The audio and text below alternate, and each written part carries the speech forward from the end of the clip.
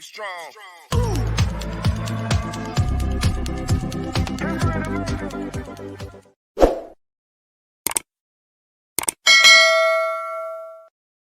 السلام علیکم ورحمۃ اللہ وبرکاتہ۔ پچھلے کچھ ٹائم سے ہم تمام لوگ ڈفرینٹ سوشل میڈیا ایپس پہ، آیا وہ انسٹاگرام ہو، واٹس ایپ ہو، ٹویٹر ہو، فیس بک ہو، ان سب پر خون ریزی کی، بربریت کی، انسانیت کو چور چور کرنے کی ویڈیوز اور پکس دیکھ رہے ہیں۔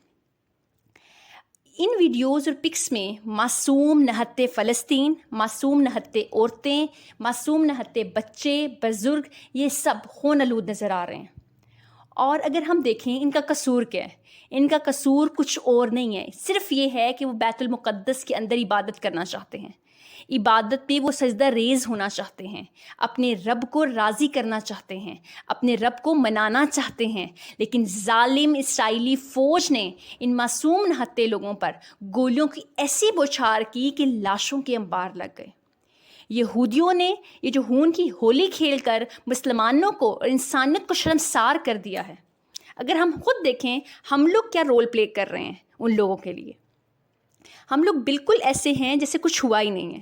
وہ لوگ ہمیں مدد کے لیے پکار رہے ہیں اور ہم لوگ یہاں پہ خواب غفلت سے ہی بیدار نہیں ہو رہے ہیں۔ پاکستانیوں کے لیے آئی تھنک یہ لمحہ فکریہ ہے کہ وہ لوگ ہمیں مخاطب کر رہے ہیں ایک آس کے ساتھ اور ایک امید کے ساتھ، اور ہم یہاں اندر پڑے سو رہے ہیں۔ ہمارے حکام بالا نہیں معلوم کہ کب بیدار ہوں گے اور ہم سب کو جہاد بالسیف کا حکم دیں گے، لیکن اس سے پہلے جو ہمارے بس میں ہے وہ تو ہم کر سکتے ہیں۔ ایک جہاد بالسیف کے لیے ہمیں اپنے حکمرانوں کی اجازت چاہیے۔ باقی اگر ہم دیکھیں جہاد بالقلم، جہاد باللسان، جہاد بالمال، جہاد بالنفس تو ہم کر سکتے ہیں۔ ان لوگوں کی حالت دیکھ کر لٹرلی دل خون کے آنسو رو رہا ہے۔ میں بڑے قرب سے کہہ رہی ہوں، مجھے لگتا ہے کہ ہم شاید مردہ دل ہیں، ہمیں اپنے مظلوم بہن بھائیوں کی آہو پکار سنائی نہیں دے رہی، مانا کہ ہم بے ضمیر لوگ ہیں، لیکن اس مردہ ضمیر کو ہمیں خود ہی بیدار کرنا ہے۔ خدا را اپنے فلسطینی بہن بھائیوں کا ساتھ دیں، جو آپ کی استطاعت ہے اب اتنا کریں، جہاد بالمال کریں، اپنے مال کو اللہ کی راہ میں خرچ کریں۔ آ جائیں سب میدان میں، بتا دیتے ہیں ہم یہودیوں کو کہ ہم سب ایک ہیں، ہم جسم واحد ہیں۔ جہاد بالقلم کریں، اپنے الفاظ سے مردہ ضمیروں کو جگائیں، فلسطینیوں کے لیے لکھیں، ان کے لیے آواز اٹھائیں۔ اگر اب بھی ہم لوگوں نے یہ نہ کیا تو پھر ہم کب کریں گے؟ ہم سب کو 1965 کی وار بہت اچھے سے یاد ہے۔ آپ پتہ ہے 1965 کی جنگ میں ہم نے صرف افواج کے زور پر ہم نے وہ جنگ نہیں جیتی تھی، بلکہ اس کامیابی کے پیچھے صدر ایوب کی وہ پراسرار تقریر تھی جس نے پوری دنیا کی پوری قوم کو خون کو گرما دیا تھا، اور سب مسلمان اور سب میدان جنگ میں نکل آئے تھے۔ اب بھی اپنے بھائیوں کا ہم بازو بن سکتے ہیں، گھر رہ کر بھی ہم ان کے لیے بہت کچھ کر سکتے ہیں۔ بتا دیں ساری دنیا کو کہ القدس ہمارا ہے، ہم اس کے لیے کسی بھی قربانی سے دریغ نہیں کریں گے۔ پاکستانیوں کے لیے آئی تھنک یہ پیغام بہت بھاری بھی پڑ سکتا ہے کہ اگر ہم نے ان کی مدد نہ کی، کیونکہ وہ اس مشکل وقت میں انہوں نے ہمیں پکار رہے ہیں، وہ ہم لوگوں کو پکار رہے ہیں، اور اگر ہم اب پیچھے ہٹے تو آپ خود سوچیں ہم اللہ کے سامنے کیا جواب دیں گے۔ کہاں ہے وہ پاکستان کے مرد مجاہد؟ کہاں ہے وہ نوجوان جو محمد بن قاسم بن کر اپنے بہن اور بھائیوں کی آواز پر لبیک کہیں؟ کہاں ہے وہ مائیں جو اپنے بیٹوں کو جہاد کے لیے تیار کریں؟ کیسے بتاؤں، لٹرلی دل کٹتا ہے کہ ہم اس قابل ہی نہیں ہے کہ ہم ان کی مدد کر سکیں۔ غزہ کے مسلمان اور آئی تھنک پاکستان کی مسلمانوں میں نا بہت زمین آسمان کا فرق ہے۔ ہمارے نوجوان اگر میں دیکھوں تو پب جی، ٹک ٹاکس اور فیس بک استعمال کرنے سے اور واٹس ایپ پر بیہودہ گفتگو کرنے سے انہیں فرصت نہیں ملتی۔ وہ لوگ کیسے ان کی مدد کو جائیں گے؟ غزہ کی مائیں مطلب جب بچے ان کے پیدا ہوتے ہیں تو وہ اسی وقت ان کی پہلی درس جو ہے ان کو دیتی ہیں، وہ توحید کا دیتی ہیں، اور ہماری مائیں اگر دیکھیں تو وہ فون پکڑا دیتی ہیں بچوں کو بچپن سے ہی۔ قرآن سے اگر ہم دیکھیں ہم لوگوں نے خود دوری اختیار کی ہے، اور اس دوری کی وجہ ہم اس حال پہ پہنچے ہیں کہ ہم بے ضمیر ہو چکے ہیں۔ میں شرمندہ ہوں میرے فلسطین بہن بھائیوں سے، ہم میں وہ جذبہ ایمانی نہیں ہے جیسے محمد بن قاسم کا تھا۔ اپنی بہن کا وہ خط ملتے ہی اسے آزاد کروانے نکل پڑا۔ حقیقت تو یہ ہے کہ ہم لوگ آزاد ہو کر بھی اسیر ہیں۔ جب بات جہاد کی آتی ہے نا تو ہم فقط دعاؤں پر اکتفا کر لیتے ہیں، اور جو ہمارے بس میں ہے وہ لوگ ہم لوگ کرتے ہی نہیں ہیں، بس ہم دعاؤں پہ کہتے ہیں کہ دعاؤں سے ہمارے کام ہو جائیں۔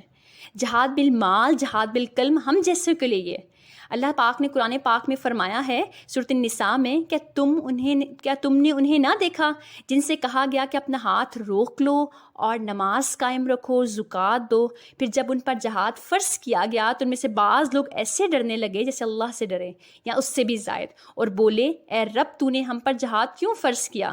تھوڑی مدت تک ہمیں اور جینے دیا ہوتا۔ تم فرما دو کہ دنیا کا برتنا بہت تھوڑا ہے اور ڈر والوں کے لیے آخرت اچھی ہے۔ کچھ بھی کرنے سے قاصر ہیں اور چاہتے ہیں کہ سب ٹھیک ہو جائے، کیسے درست ہو جائے سب، اور پھر یہ کہتے ہیں کہ خدایا بھیج امام مہدی کو، عیسیٰ علیہ السلام کو بھیج۔ کیوں اللہ کے قہر کو ہم خود آواز دے رہے ہیں؟ جب حضرت عیسیٰ اور امام مہدی آ گئے تب آپ کو جہاد کرنے کی مہلت نہیں ملے گی؟ کیوں اللہ کے غضب کو ہم خود بلا رہے ہیں؟ کیا سامان جمع کر رکھا ہے ہم جو ایسے کہتے ہیں کہ خدایا بھیج امام مہدی کو؟ کیوں پہلی قوموں کی طرح اپنے اوپر ہم خود ظلم ڈھا رہے ہیں؟ کیا قرآن میں ہم لوگوں نے پہلی قوموں کے قصے نہیں پڑھے؟ جب پہلی قوموں کو انبیاء کہا کرتے تھے کہ اللہ اور اس کے رسول پر ایمان لاؤ اور کافروں کے خلاف جہاد کرو، تو بجائے ان کا ساتھ دینے کے وہ یہ کہا کرتے تھے جس کا مفہوم ہے اگر تم سچے ہو تو اللہ کا عذاب لاؤ ہم پر جو تم کہہ رہے ہو، اور پھر جب اللہ کا عذاب آیا تو اپنے گھروں میں اوندھے پڑے رہے۔ واللہ عملی مسلمان بنے، جہاد میں مال کریں، بتا دیں اسرائیل کو کہ فلسطینی بہن بھائی تنہا نہیں ہیں بلکہ پاکستانی بہن بھائیں مائیں بچے سب ان کے شانہ بشانہ ہیں۔ آج انڈیا اسرائیل کی پشت پناہی کر رہا ہے، آپ بتا دیں انڈیا کو کہ اس کی پشت پناہی کرے یا نہ کرے، ہم پاکستانی فلسطینی بہن بھائی سب ان کے ساتھ ہیں، ہم اپنے دین کا پرچم بلند کر کے رہیں گے۔ اے وہ لوگوں، اے ارطغرل غازی اور ان جیسے انصاف اور جہاد پر ڈرامہ بنانے والوں، عمل کا وقت آیا تو کہاں سو گئے ہو؟ کیا صرف لفظی دعویٰ کرتے ہو؟ کیا ڈراموں کے اندر ظلم کے خلاف تلوار اٹھانا بہت آسان ہے، اور آئی تھنک حقیقت میں مظلوموں کے لیے اٹھانا بہت مشکل ہے۔ کوئی تو عمر ہو، کوئی تو صلاح الدین ہو، اٹھیے جاگیے، ہم اپنی یکجہتی سے اسرائیل کو مل کر بتاتے ہیں کہ ہم اپنے دین کا پرچم بلند کریں گے، ہم قدس کو آزاد کر کے دم لیں گے، چاہے دنیا کی ساری طاقتیں ہمارے خلاف یکجا کیوں نہ ہو جائیں۔ ہم اللہ کے سپاہی ہیں اور اللہ کے سوا کسی سے نہیں ڈرتے۔